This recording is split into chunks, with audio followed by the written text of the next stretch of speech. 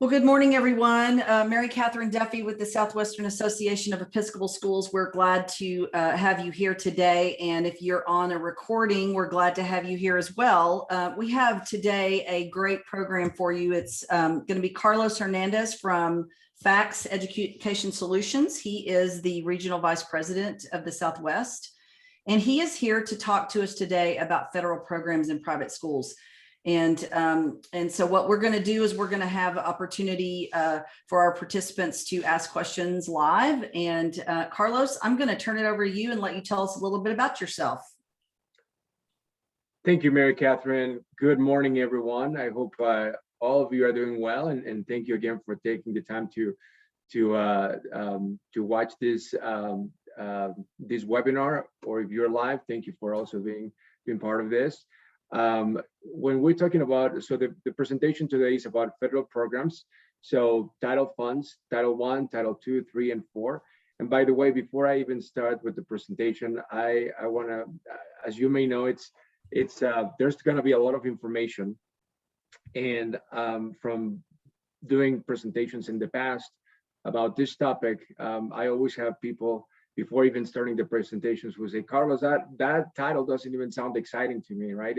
It's super boring. It is, but many of the information that I'm going to be providing is going to be very important, and I hope that it's beneficial to you and to your schools. So let's start. So as Mary Katherine was saying, my name is Carlos Hernandez, and actually I've been with FACS Education Solutions for about almost 2 years now. Prior to that, and actually since I finished college about 19 years ago, I've always been in the education arena. I've never been a principal nor a teacher, but I've worked for different foundations or nonprofits that allow the opportunity for low-income students to attend private schools K through 12. And one of those organizations was ACE Scholarships, and now actually they're in Texas. They actually started here in Denver. That's where I currently reside, Denver, and then I believe they're in they're in Colorado. They started in Colorado, and now they're in about 7 or 8 states. And I want to say that in some of your states, they're working. So if you're also looking for any type of scholarship, I'm not promoting ACE, but if you're looking for any scholarships for your students to attend your school, make sure that you visit ACE Scholarships. So anyway, so back to us. So FACS Education Solutions. So our sister company, FACS Management. And when I talk about FACS Management, I'm talking about they have the tuition management as well as SIS, which is the Student Information System. So our sister company, FACS Management, they have close to 12,000 schools nationwide, right? And they, as you can see on the results, they actually serve more than 3 million students and families as well. And we've actually, FACS Education Solutions, as their sister company, we've been actually a company for the past 4 or 5 years now. And we have actually been able to leverage many of the relationships through our sister company, FACS Management. And that's how we have been able to grow exponentially. So our mission and vision, I'm really not going to read all these sentences, but we want to make sure that we're the best at what we do, and we want to make sure that our goal is really to not only educate, but also to provide the best service out there, right? And really be a difference for students as well as teachers, because we care about your families and your teachers as well. So here's the agenda. Oops. My apologies. So this is the agenda. We're going to be talking about Title I, Title II, Title III, and Title IV.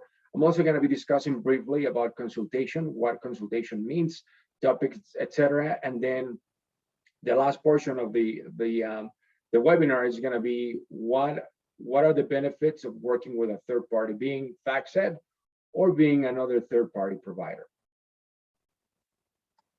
So let's start with some history. So you actually, I'm a picture guy. I love pictures. That's how I learn better, right? I'm a visual individual. So in 1965, the Elementary and Secondary Education Act was actually passed by President Johnson. And he actually called Congress to declare a national it was actually at a goal for educational opportunity. So that's really when everything began.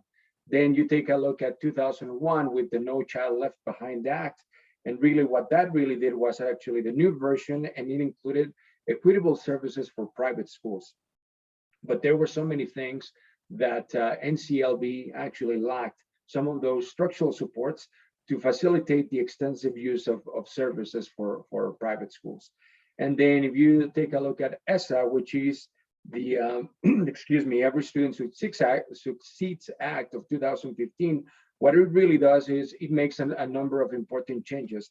And those changes are going to be such as define the alternatives for private schools that believe they haven't been heard, they don't have a voice, and also the creation of an ombudsman. An ombudsman, and I will be talking about an ombudsman later on in our conversation, but an ombudsman is really the middle person between the private schools as well as the public school system. Okay. So ESSA. So I always like to show this graph because it's very, I think it hones in into what we're trying to accomplish here. So as you can take a look, there's $21 billion from Title I, Title II, Title III, and Title IV combined, right? There's over 66,000 schools, private schools nationwide that are participating in these programs. And there's 24 million students that are actually taking advantage of these services, right? If you take a look at Title I, Title I is going to have the most funds of all.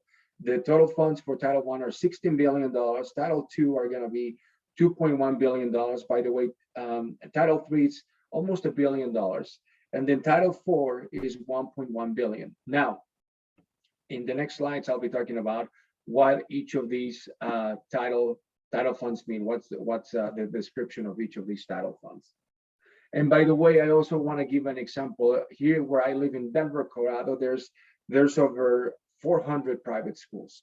Out of these 400 private schools, we only have less than 100 private schools, non-public schools, participate in equitable services. And I will get into that, the reasons why some schools do not participate in title funds.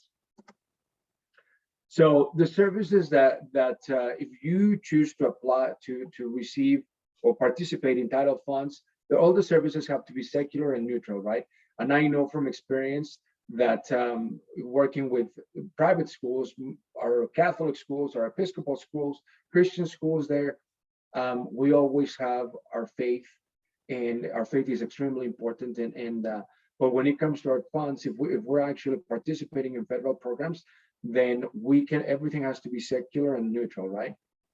Now, one of the things that I do want to highlight, there's going to be individuals here on this webinar that either know this information very well, you already participate in title funds, and you're going to say, well, Carlos, this is it's somewhat boring because I already know this, but at least wait till the end, because really the end, that's really, I'm hopeful that's going to make a little difference to you if you already participate in title funds.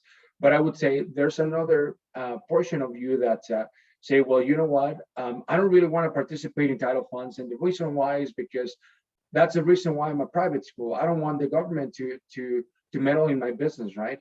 I don't really want to answer to the government. And that's the second bullet point. The private schools do not receive any funds, right? So if you are willing to participate in title funds, you as a school only receive the services. Either the district or a third party such as FactSet, we're the ones receiving those funds. Does that make sense? Now, the other thing too is either the public school system, the LEA, the local education agency, or the district, they're the ones who can provide the services. That's option number one. Option number two is we, a third party provider, can provide the services, right? And then I'll get into that in a second. And then the biggest point about this is that title funds they're actually in order to supplement, but not to supplant. I hope that makes sense. So how does the process look like? So if you take a look at the graph here that I have, this is essentially every year, this is what it looks like. So it actually starts with the from the federal government, it goes to our SEAs, to our states' education agencies. And in your state, for example, in Colorado, we have the CD, which is the Colorado Department of Education. Arizona, it's going to be the AD, et cetera, right? So after all these funds get funneled through from Congress all the way through, the Congress passes the budget, then the governments get the awards, and they're actually, from there, the states are actually going to be distributing the funds to the LEAs or the districts, right, in every state. And then from there, the funds are actually used as services to the benefit of the students and or teachers. So what are the responsibilities of the SEA or the state education agencies such as CD, Colorado Department of Education? As you can see on the screen, they have to let the districts know what the amount of money they're actually receiving from the federal government, right? And how they're actually determining that. What are the excuse me? What are the responsibilities for the LEA or the district?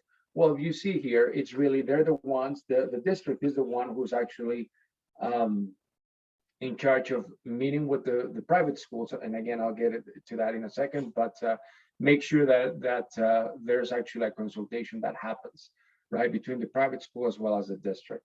So really the district is the one who has the hands-on with those with the private school as well.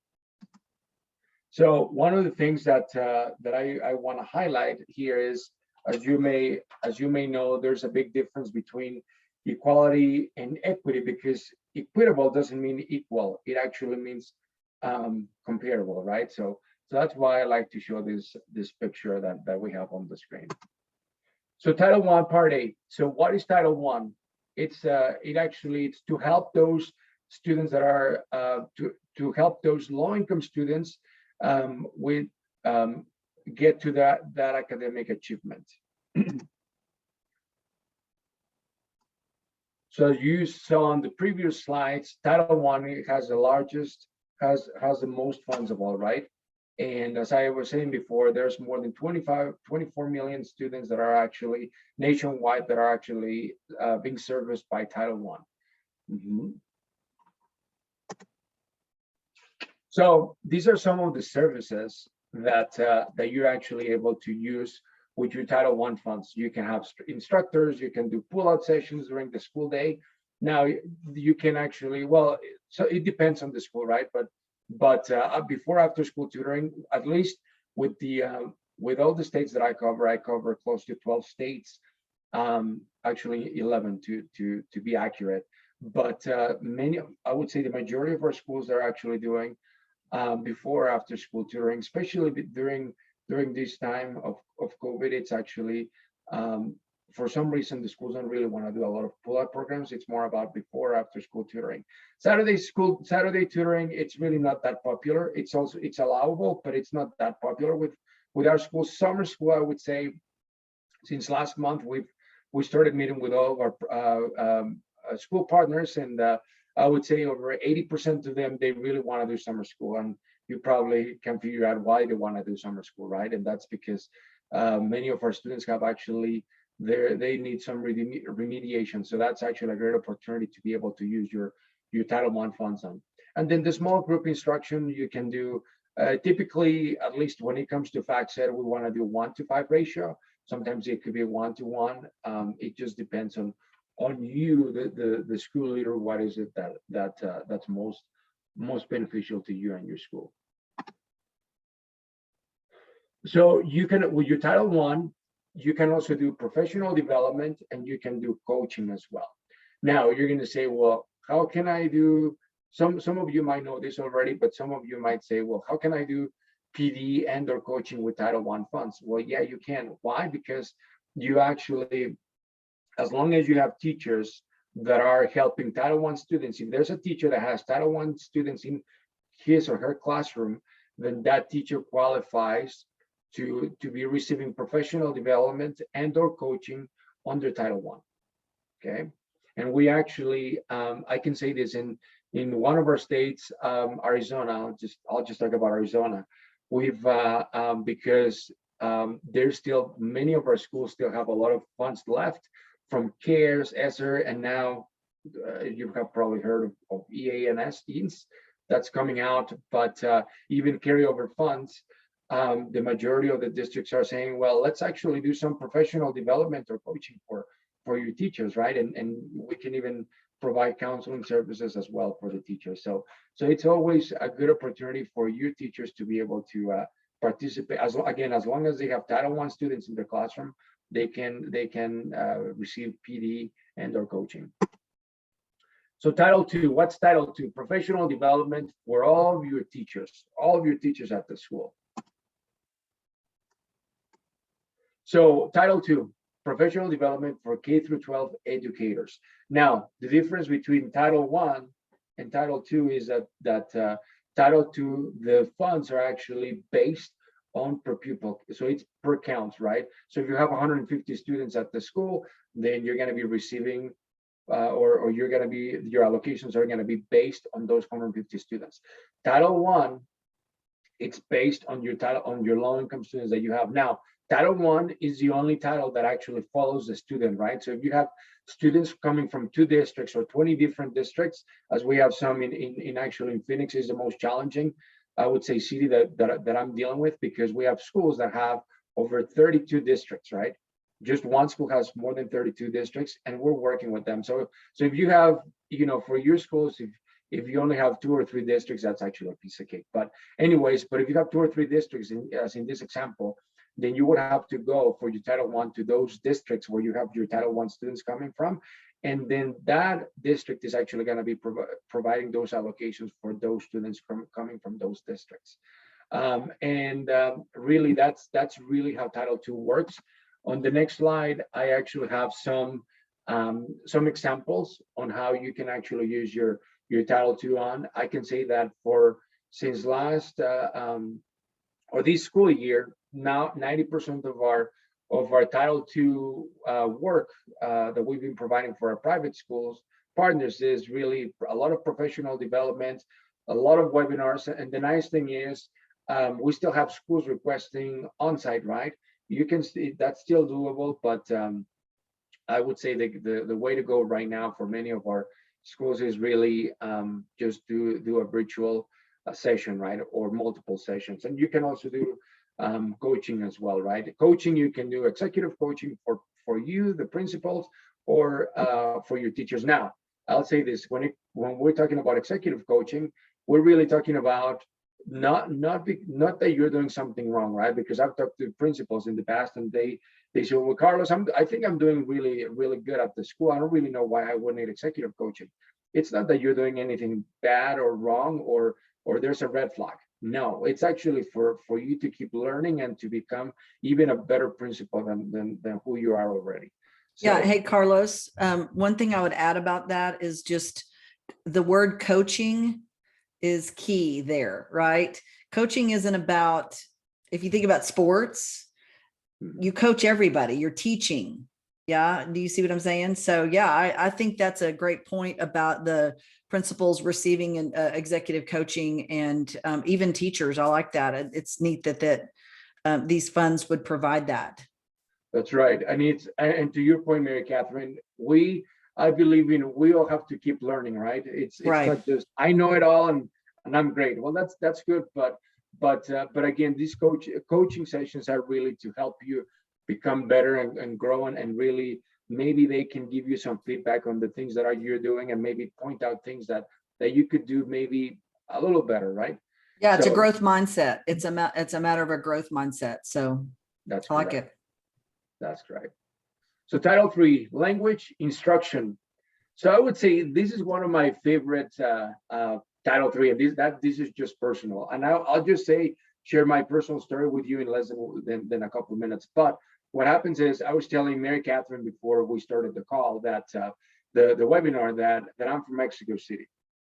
I came to the US when I was 12, 13 years old. And so about 20 years ago. And really, when I came, my English was, I didn't know any English, period. So I went to a public school here in Denver, and I had no idea, but But I want to assume, and I believe that I had a tutor, right? I was working with a tutor one-on-one, and this individual, very nice lady, she was actually teaching me English. So I know that Title III was actually, I'm thankful to the funds, because I was actually able I was being served by Title III, right? And I guess I had no idea until I started really learning more about title funds. So anyway, so really Title III is for your students that are not English speakers, for them to be able to know English, and actually to gain that English acquisition. And then, and as you can see here are some of the examples that how you can use your Title III, and we have many schools here in Denver.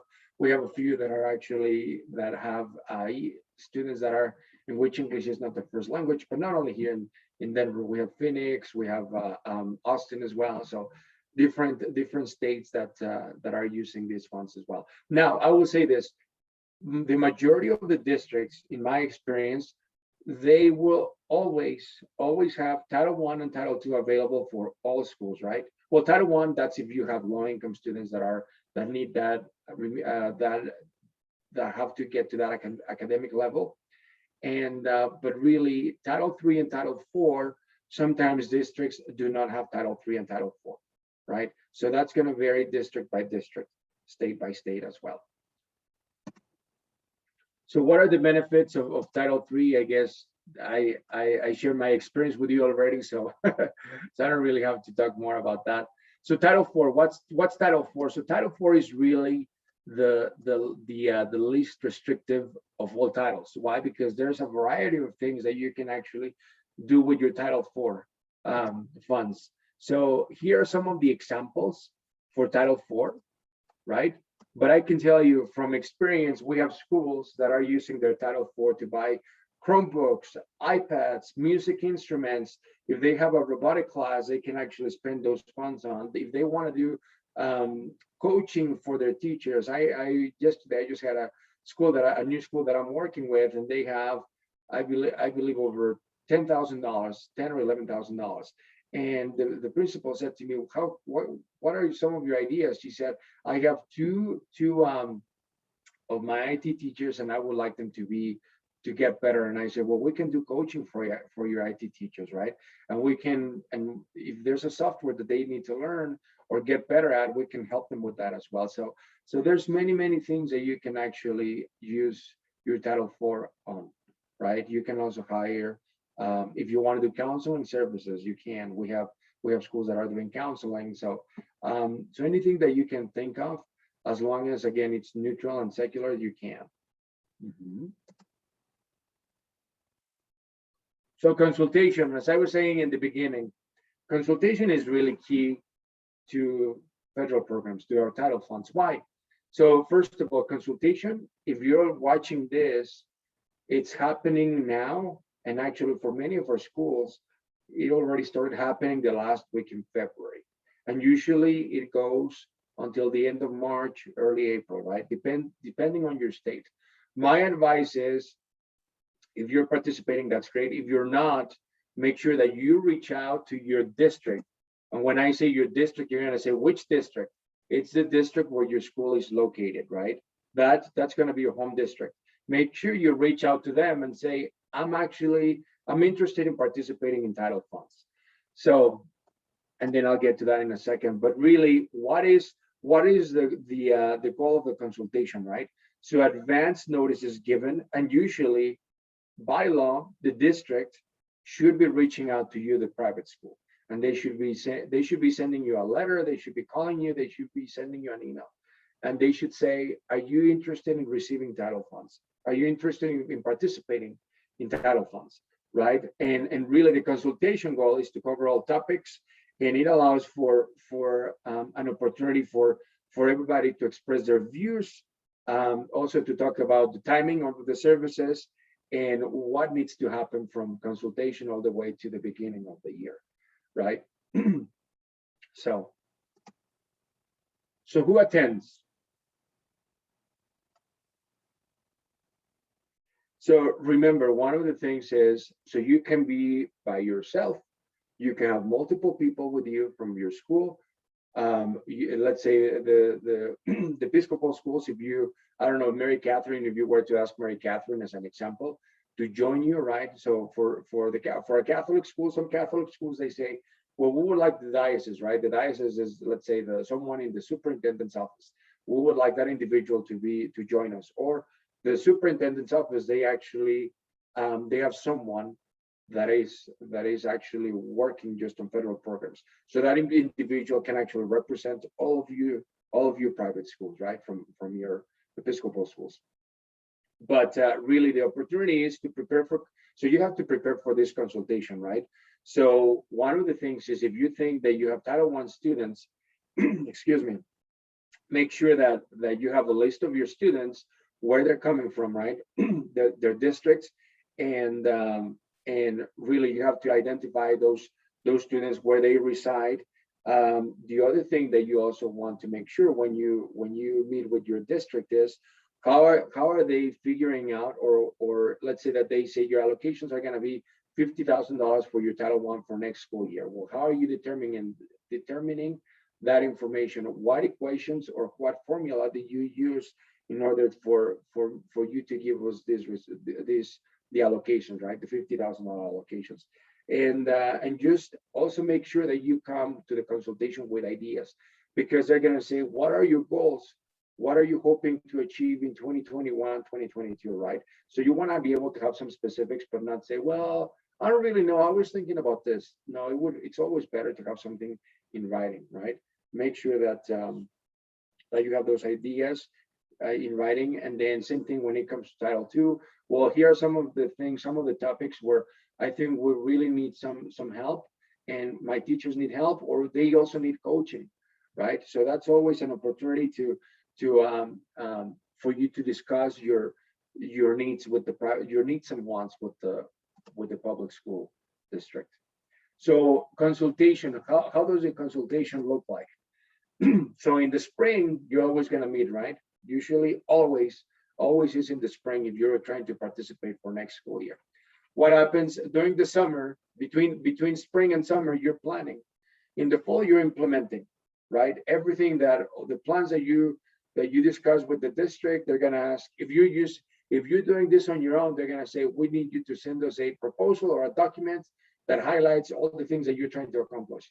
You want to work with a third party, then the third party would actually do everything on your behalf, right? And then in the winter, you and the district review how things are going, right? Now, the districts are going to be reaching out to you maybe a few times a year to make sure that services are going well, if there's anything that you need. But again, some districts are going to be more hands-on than others. Some districts, they say, here are your allocations, good luck, right? Just let us know what you need. Some other districts that we work with, they really want to see, what's your experience like? Are you doing okay? How are your students doing? They come and they want to, they want to see how that tutor for those Title I students is doing. So they go and they come and they observe your those tutoring sessions.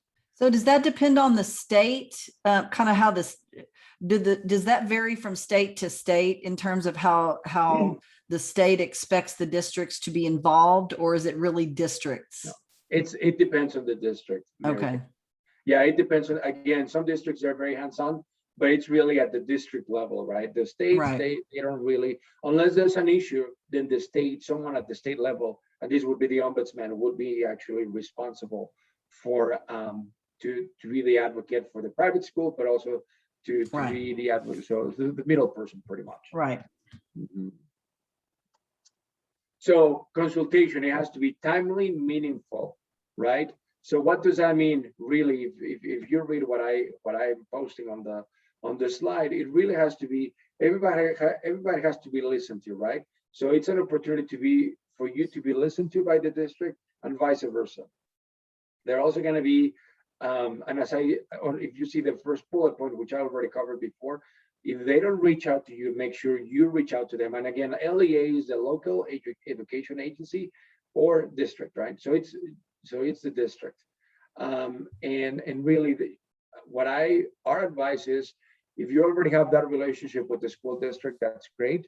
But make sure, and if you don't, try try to cultivate that relationship, because what we always see is when you have a good relationship with your district, then things go smoother and it's just easier. Right now, I will say this, there's times that it's very challenging, and always remember this, the purpose of the district is actually they're advocates of the public school system, right?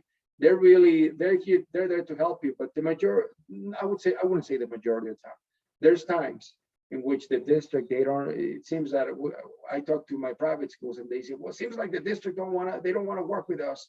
And I said, well, yeah, because, at the end of the day, they're employed and they work for the public school district. So really, for some of them, they really care more. And, it's sad to say, they care more about their public schools, right? And again, I'm not trying to generalize. Some of the examples, the majority of the time, they're good to work with, right? And again, if you have an issue with the district, you can always go to your ombudsman. So when they reach out to you for the first time and they say, would you like to participate in title funds this coming school year?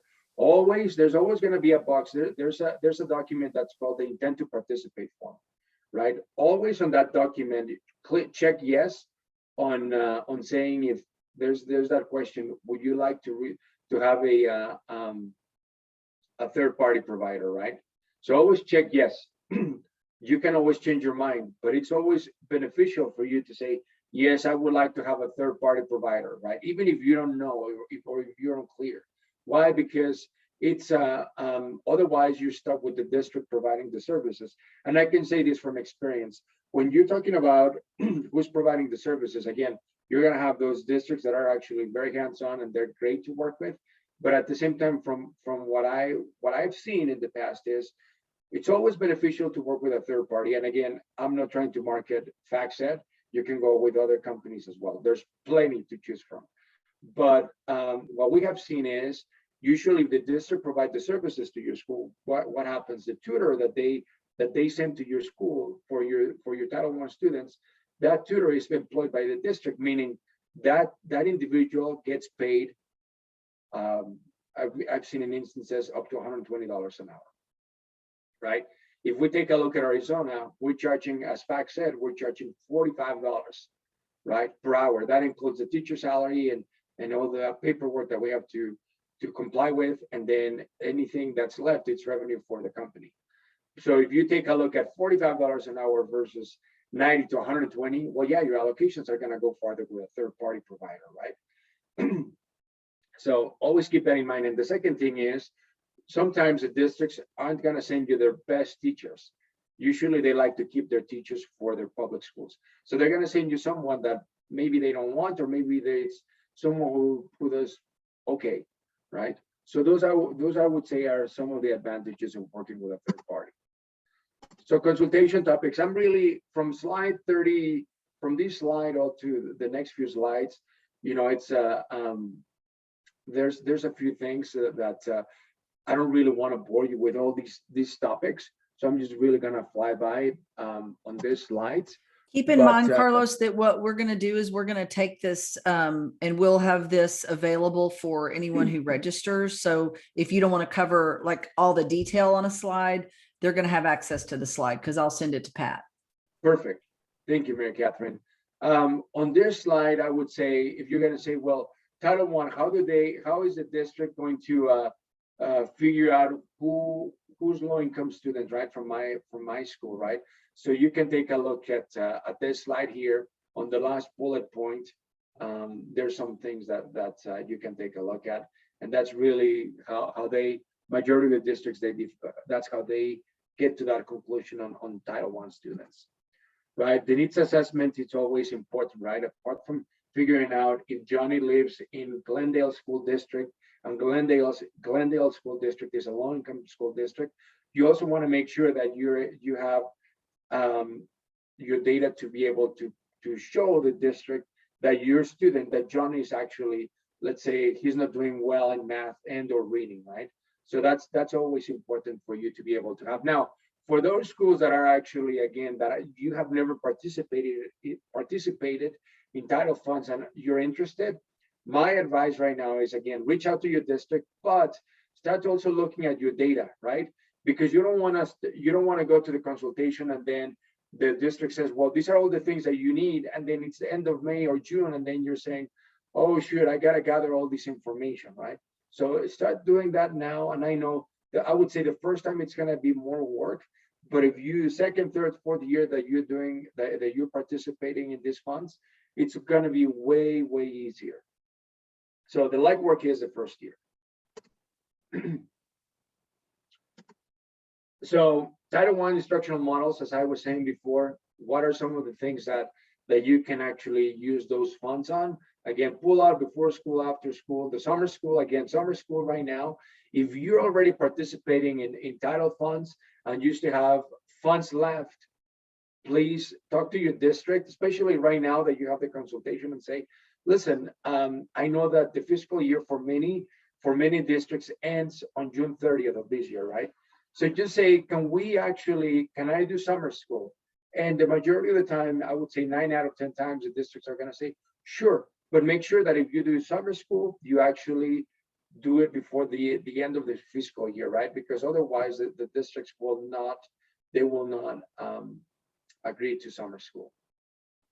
Counseling, mentoring, that's also been very that's something that many schools want right now because of COVID. So we have seen a lot of that happening lately with many of our schools. So, and other questions to ask, how are who's going to be providing the services? Again, it's going to be the district. Is it going to be the third party provider? You have a contractor, right? Where are they going to happen? Where? Usually when it comes to FACSED, everything happens at the school, right? Even we have one school that is doing if they're doing Saturdays, just one school that I know of, they actually we can do remote sessions, right? That's because it's Saturday, but usually 99% of the time it happens at the school. Summer school could be a remote, could be actually at the school too. And what are the resources that you're going to need? Now, some districts will say, yeah, do you need 10 Chromebooks? We'll use some of your Title I allocations to pay for Chromebooks, right? The majority of the districts will not allow Title I for technology equipment. Usually you can use your Title IV on that, but you can also use just a small percentage of that.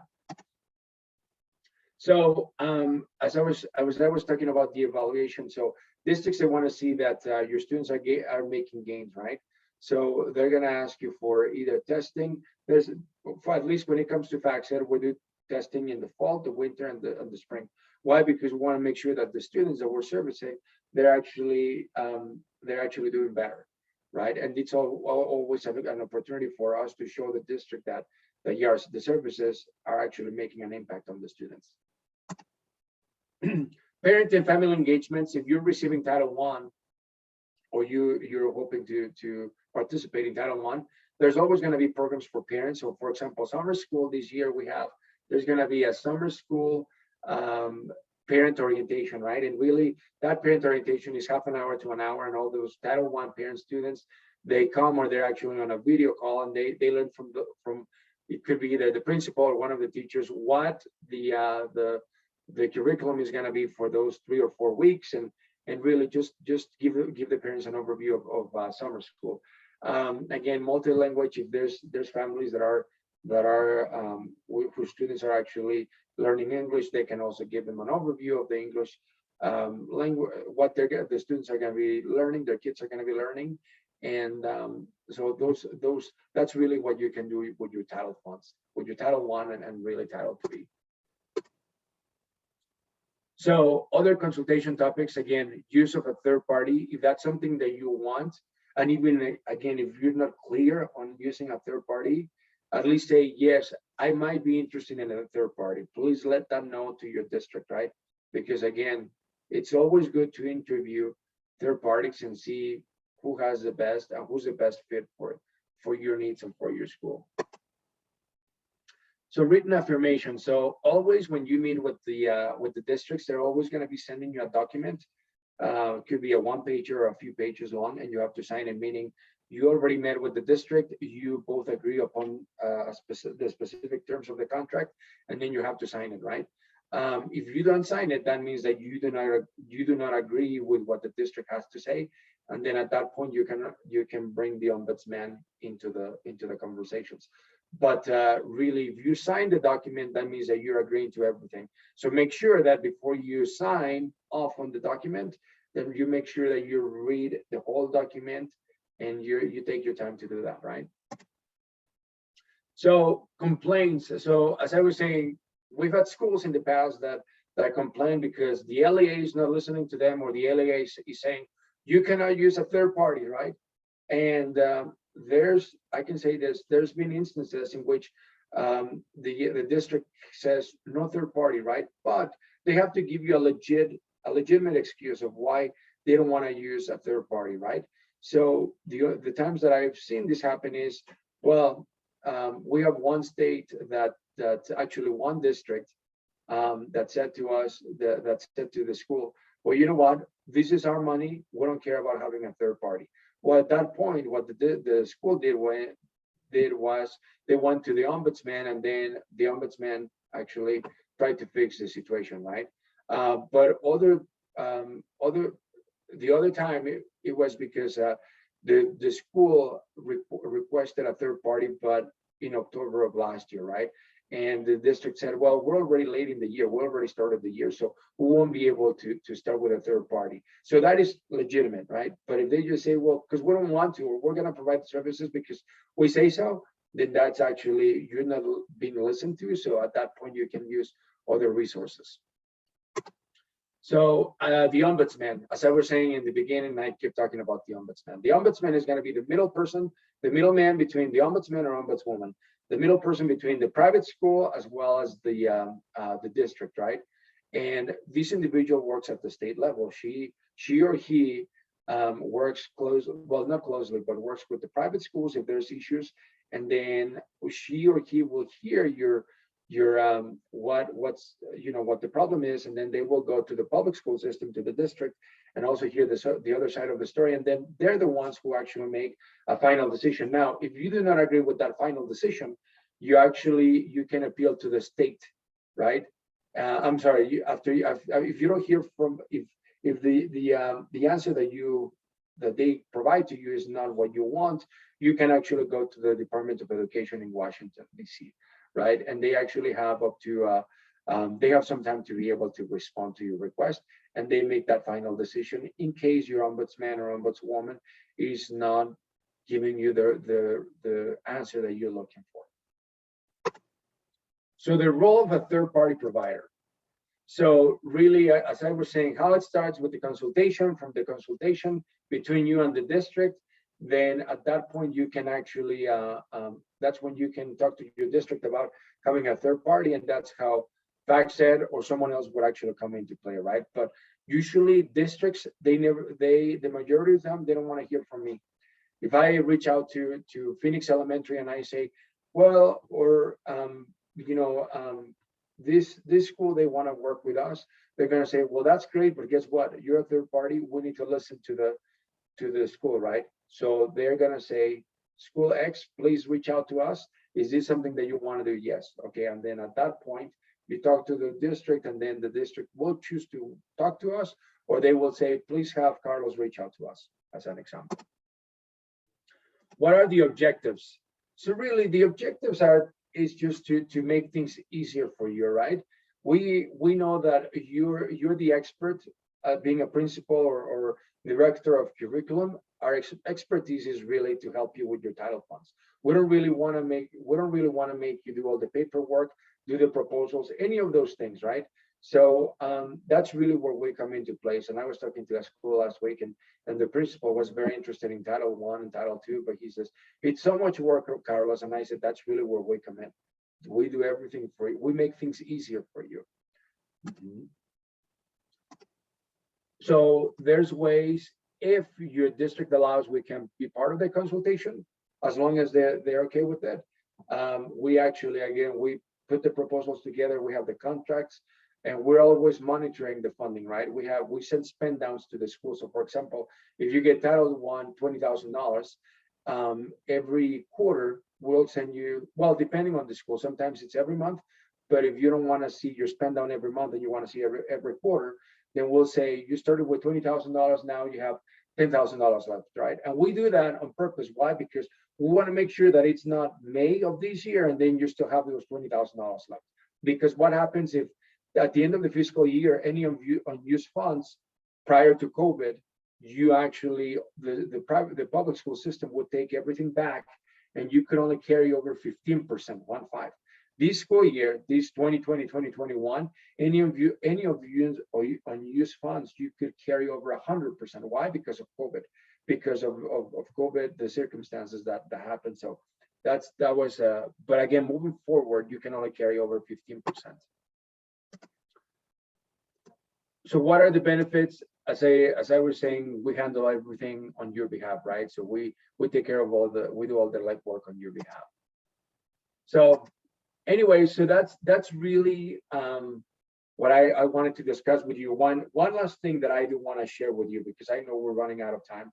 So as you have heard, there's this new Gears 2.0, which is the governor's fund, right?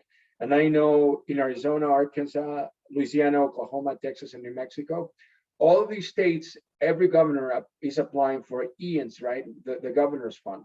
So every governor has applied. Arizona has $54 million, Arkansas, 22 million, Louisiana, 55 million, Oklahoma, 30 million, Texas, 153 million, and New Mexico, 17 million. What does it mean? So if you have the opportunity to, even if you have never participated in title funds and you want to participate in EANS or the Gears 2.0 through the governor's fund, you can. What you got to do is, this is not going to be administered by the district. This is administered by at the state level. So my advice is, if you want to participate, go to your state department, the Department of Education at your state, and then you're going to be able to find the application there.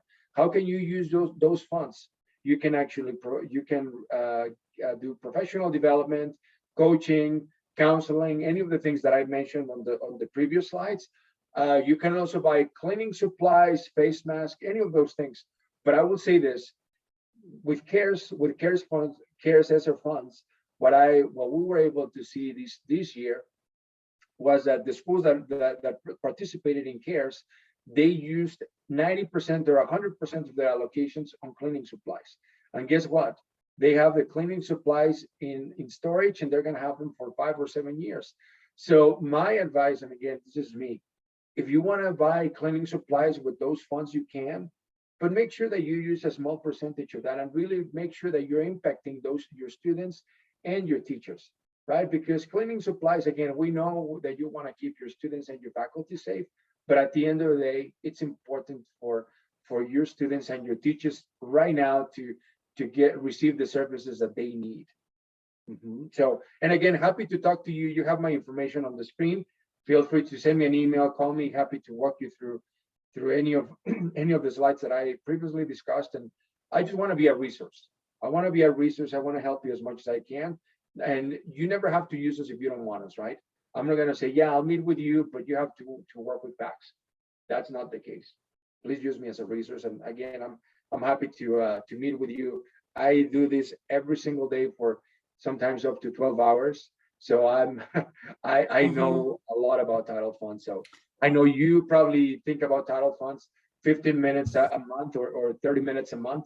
I do this every single day. So yeah, thank you again for your time, and Mary Katherine, as well as Reverend David, thank you for your time and the opportunity to present to your schools. Yeah, Carlos, great information and really important information, because I think there's a lot, as you and I talked before this, we put this webinar together. I think there's a lot of misinformation around title funds, and I think there's a lot that our heads and our schools can learn about it. So what we're going to do is just say thank you again for doing this presentation. Thank you for being a part of SAES. And I'm going to go ahead and stop the recording. We want to thank all those who are here live with us. And thank you also if you're watching this recorded. We hope you have a great day.